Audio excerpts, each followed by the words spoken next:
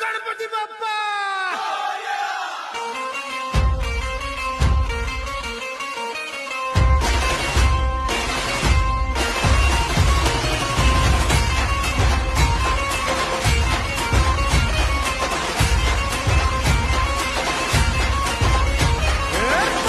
नमन करुणी वंदन इदा मांडून इदा देवाला इदा गावाला इदा पाटलाला इदा मंडळीला